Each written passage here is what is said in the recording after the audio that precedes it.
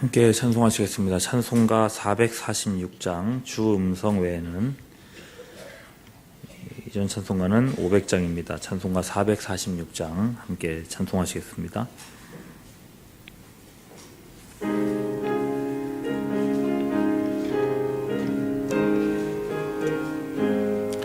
주 음성 외에는 참 기쁨 없도다.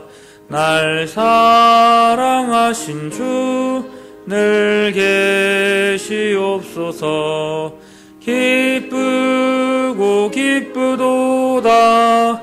항상 기쁘도다. 나 주께 왔사오니 복 주옵소서. 나 주께 왔으니 복 주시옵소서. 주 함께 계시면 큰 시험이 기쁘고 기쁘도다. 항상 기쁘도다. 나 주께 왔사오니 복 주옵소서. 주 떠나가시면 내 생명 헛되네. 기쁘나 슬플 때 내게 없소서. 기쁘고 기쁘도다. 항상 기쁘도다. 나 주께 왔사오니 복 주옵소서. 그 길을 이루어 주시고 주 명령 따를 때 늘 계시옵소서. 기쁘고 기쁘도다. 항상 기쁘도다. 나 주께 왔사오니 복 주옵소서. 아멘.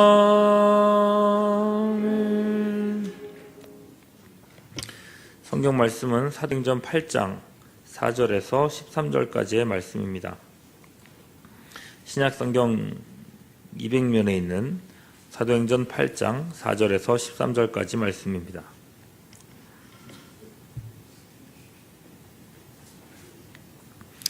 사도행전 4장 8절에서 13절까지 말씀 찾으셨으면 교독하시겠습니다.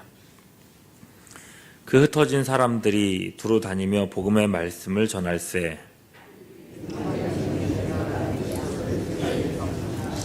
우리가 빌립의 말도 듣고 행하는 표적도 보고 한 마음으로 그가 하는 말을 따르더라.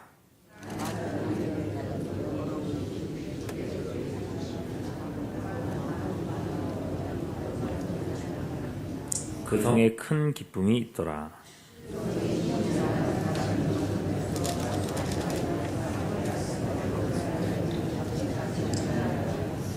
낮은 사람부터 높은 사람까지 다 따르며 이르되 이 사람은 크다 일컫는 하나님의 능력이라 하더라. 빌립이 하나님 나라와 및 예수 그리스도의 이름에 관하여 전도함을 그들이 믿고 남녀가 다 세례를 받으니 시몬도 믿고 세례를 받은 후에 전심으로 빌립을 따라다니며 그 나타나는 표적과 큰 능력을 보고 놀라니라. 아멘. 권사님들 찬양해 주시겠습니다.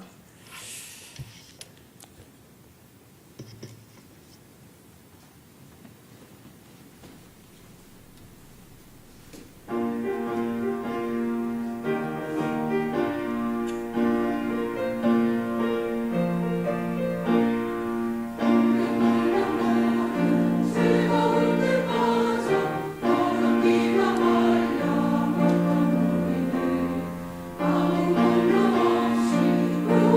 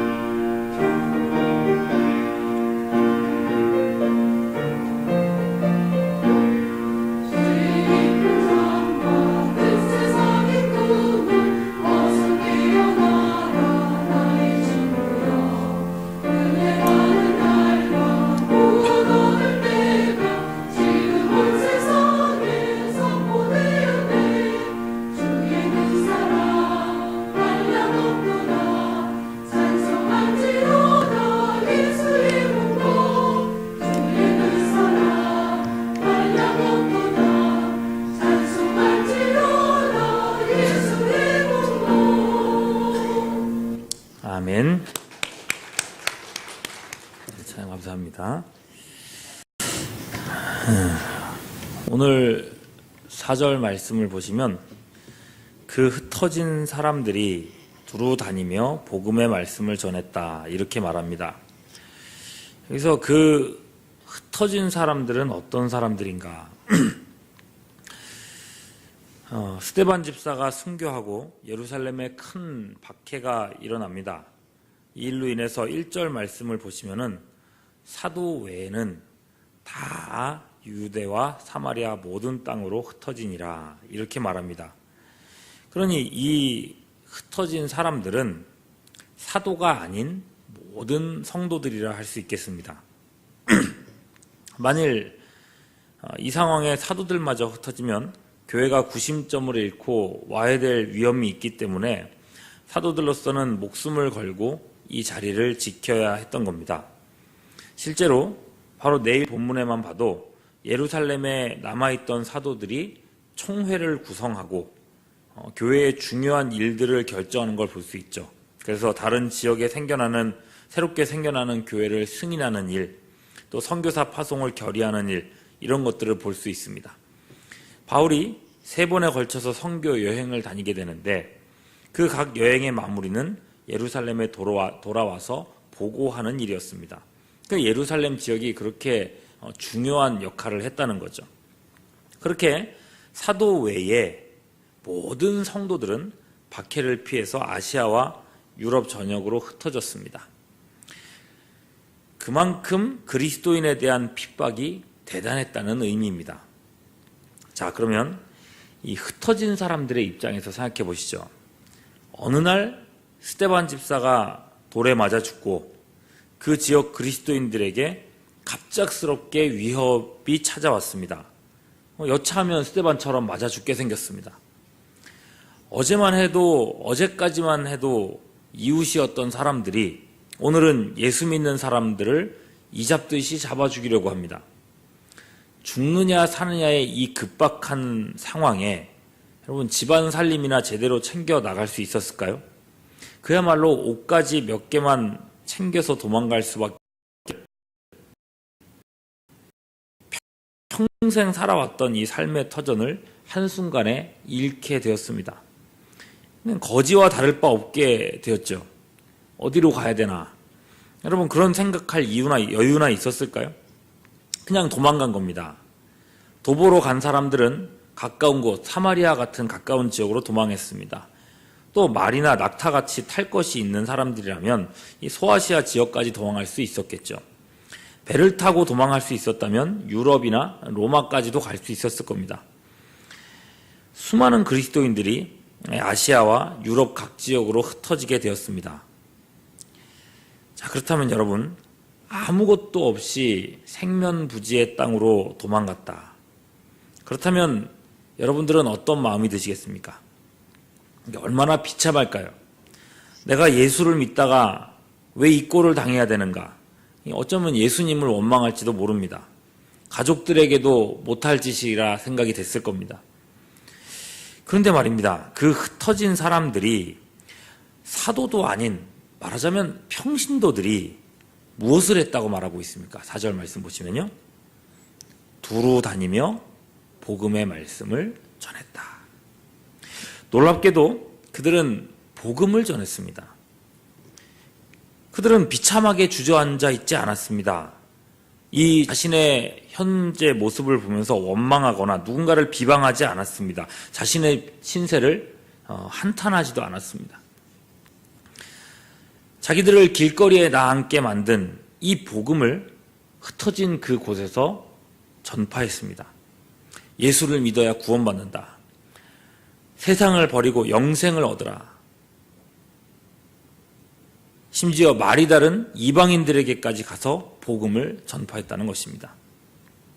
그들의 눈에는 조금의 불안함과 두려움도 없었습니다. 오직 영혼을 구원해야겠다는 이 구령의 열정만이 가득했습니다. 스데반이라는 불씨를 밟아 꺼버리면 끝날 거라 생각했는데 그 불씨를 밟았을 때 수많은 불씨들이 사방팔방으로 튀어서 더 큰 불로 번져갔습니다. 더 이상 손 쓸 수 없도록 넓은 지역에 복음이 전파되어 갔습니다. 그런 사람들 중에 대표적인 인물이 빌립 집사였습니다. 5절 말씀 보면 그는 이 가까운 사마리아 성으로 도피했습니다. 사마리아 성은 여러분도 아시듯이 유대인들이 경멸하는 지역이었습니다. 순수 혈통이 아닌 이방인과 섞인 잡족인지라 유대인들은 그들이 사는 땅을 밟는 것조차도 싫어했습니다. 그런데 빌립은 그곳에 거리낌 없이 들어가서는 몇 년 전 사마리아 우물가의 여인에게 예수님이 그러셨던 것처럼 사람들에게 복음을 전파했습니다. 5절을 계속 보시면요. 빌립이 전한 것은 무엇이었습니까? 그리스도였습니다. 예수님에 대한 진리를 이야기했습니다. 그리고 복음을 전하는 그 자리에서 놀라운 표적들이 나타났습니다. 더러운 귀신이 크게 소리 지르며 쫓겨나고 많은 중풍병자와 못 걷는 사람들이 치유되었습니다. 빌립이 전한 복음으로 영혼은 구원받을 수 있었고 육신의 필요도 채워졌습니다. 수많은 사람들이 이 은혜를 누렸습니다. 얼마나 많은 사람들이 이때 예수님을 믿게 됐는지 알 수는 없지만은 8절에 보면 그 성에, 그 도시 전체에 큰 기쁨이 있었다. 이렇게 말하지 않습니까? 빌립의 복음 증거에 표적과 기사가 나타난 것은 아마도 그곳에 있었던 영적 세력을 무력화시키기 위함이었던 것 같습니다. 9절이 보니 그곳에는 마술사 시몬이라는 사람이 여러 가지 마술로서 사람들의 마음을 현혹시키고 있었습니다. 이 말이 마술이지 대부분이 사기와도 같은 것이었습니다. 이 약장수 같은 사람이 말로써 영적으로 둔감한 사람들의 마음을 빼앗아 왔습니다. 스스로를 큰 자라 지칭하고 그 지역을 완전히 장악하고 있었습니다. 11절 보면 그 오랜 시간 동안 그 사기꾼이 사마리아의 영적 지도자 노릇을 해왔다는 겁니다. 그런 지역에 빌립이 들어온 겁니다. 어둠에 빛이 비추면 자연스럽게 어둠이 밀려나듯이 빌립의 복음이 전파되자 지금까지 해왔었던 시몬의 거짓말들은 힘을 잃었습니다. 12절 후반절 말씀 보면 남녀가 다 세례를 받았다. 이제 복음이 대세가 되었습니다. 시몬과 그의 말들은 발붙일 곳이 없게 되었습니다. 그리하여 마침내 시몬조차도 그 믿음 안에 들어오게 됩니다. 13절이죠. 시몬도 믿고 세례를 받은 후에 전심으로 빌립을 따라다니며 그 나타나는 표적과 큰 능력을 보고 놀라니라. 그가 지금껏 해왔던 이 거짓 마술과는 차원이 다른 것이었습니다. 그건 진짜였습니다. 그 옛날 모세의 지팡이에서 나왔던 능력들이 바로의 술사들을 압도했던 것처럼 시몬 역시 빌립의 복음 앞에 압도당했습니다. 여러분, 이 정도까지 되었으니 이 성읍의 거의 전체가 변화되었다 해도 과언이 아닐 것 같습니다. 자, 그럼 생각해 보시죠. 그 흩어진 사도가 아닌 평신도 한 사람으로 인해서 일어난 기적이라는 것입니다. 복음을 가진 한 사람의 힘이라는 거죠. 물론 이것은 인간의 능력이라고 말할 수 없습니다. 인간의 지혜나 영역으로 될 일도 아닙니다. 사도 바울의 말만 따라서 사람은 질그릇에 불과합니다. 그냥 아무렇게나 쓰이는 그릇, 귀한 구석이라고는 찾아볼 수 없는 그냥 막 쓰는 그릇입니다. 그 그릇에 무슨 가치를 매기겠습니까? 바울은 이 그릇에 엄청난 가치를 매기죠. 무엇 때문에요? 그 그릇 때문이 아니라 그 그릇에 담긴 보배, 바로 예수 그리스도, 복음 때문입니다. 빌립의 능력이 아니더라는 겁니다. 빌립이 전한 말씀, 바로 복음의 능력이 사마리아 지역에 전파되면서 일어난 역사였습니다. 빌립 집사의 경험은 오직 빌립 집사만이 경험한 것이 아니었습니다. 앞서서 스데반이라고 하는 하나의 불씨를 밟았을 때에 수많은 불똥이 곳곳에 튀어서 붙었다 하지 않았습니까? 빌립의 경험은 다른 모든 지역에서 일어난 일들의 일례에 불과했습니다. 곳곳에서 이런 역사들이 일어나고 있었던 것입니다. 그래서 나중에 바울이 소아시아와 유럽, 심지어 로마의 전도 여행을 떠났을 때 곳곳에 이미 교회가 세워져 있던 것을 볼 수 있었습니다. 누가 한 일일까요? 바로 이름 없는 그리스도인들, 흩어졌던 평신도들이 한 일이었다는 것입니다. 여러분, 이름 없는 이 그리스도인들, 박해받고 비참하게 피난 가야 했던 그 평신도들을 통해서 사마리아뿐만 아니라 수많은 지역에서 복음의 역사가 일어났습니다. 이 말씀을 보며 오늘날 우리 자신을 볼 수 있어야 합니다. 목사인 저뿐만 아니라 예수를 믿어 구원받은 우리 모두에게는 보배이신 예수 그리스도와 그 복음이 누구에게나 담겨 있습니다. 그렇기 때문에 하나님은 얼마든지 우리를 통해서도 일하실 수 있습니다. 영혼을 변화시키며 상한 마음을 치유하고 세상을 변화시키는 일들을 오늘도 우리를 통해서 얼마든지 일으키실 수 있습니다. 빌립 한 사람을 통해서 이런 엄청난 일들을 이루셨다면 이 새벽에 이곳에 있는 이 우리를 통해서는 얼마나 더 큰 일들을 이루실 수 있겠습니까? 목사라서가 아닙니다. 학벌이나 특정한 능력이나 은사가 더 탁월해서도 아닙니다. 우리 안에 예수를 주로 시인하는 부르심과 믿음이 있다면 하나님은 얼마든지 우리를 통해서 일하실 수 있습니다. 우리가 매주 주일 아침마다 고백하듯이 성경이 할 수 있다는 것을 나는 할 수 있다는 것입니다. 그러니 우리는 복음을 회복해야 합니다.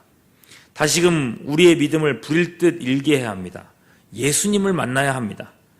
질거릇과 같은 내게도 보배가 담겨져 있음을 다시금 확인해야 합니다. 우리 교회는 올해 6대1 운동을 하려고 하고 있습니다. 사람들을 초청하여 복음 앞에 세우는 일입니다. 용기를 내어 한 사람이라도 더 말씀 앞에 세우는데 힘쓰시기를 바랍니다. 더불어서 오늘 빌립이 그랬던 것처럼 내 입으로 또 내 고백으로 예수님의 주와 그리스도 되심을 증거할 수 있게 되기를 바랍니다. 너희 안에 있는 소망에 관한 이유를 묻는 자들에게 대답할 것을 항상 예비하라 하셨던 것처럼 언제든 누구에게든지 말할 기회가 된다면 내 입술로 복음을 말하고 영접시킬 수 있는 훈련하시기 바랍니다. 선한 행실로, 착한 행실로 누구를 구원하겠다. 물론 그럴 수도 있습니다. 그러나 그것은 자칫 나만 의로운 사람으로 비춰질 가능성이 높습니다. 빌립은 자기 행위와 의를 드러내지 않았습니다. 오직 예수님을 드러내는, 예수님을 증거하는 입술의 열매가 있을 뿐이었습니다. 여러분들에게 도전합니다. 복음을, 십자가의 예수 그리스도를 내 입으로, 나의 고백으로 믿지 않는 자녀들에게, 이웃에게, 흔들리는 교우들에게 확실하게 증거할 수 있는 우리 모두가 될 수 있기를 바랍니다. 더 배우고 더 확신하며 훈련하고 묵상하고 반복해서 연습하시면서 초대교회 곳곳에 교회를 세웠던 우리 믿음의 선배들처럼 하나님 나라의 확장을 위해서 쓰임받는 우리 모두가 될 수 있기를 주님의 이름으로 축원합니다.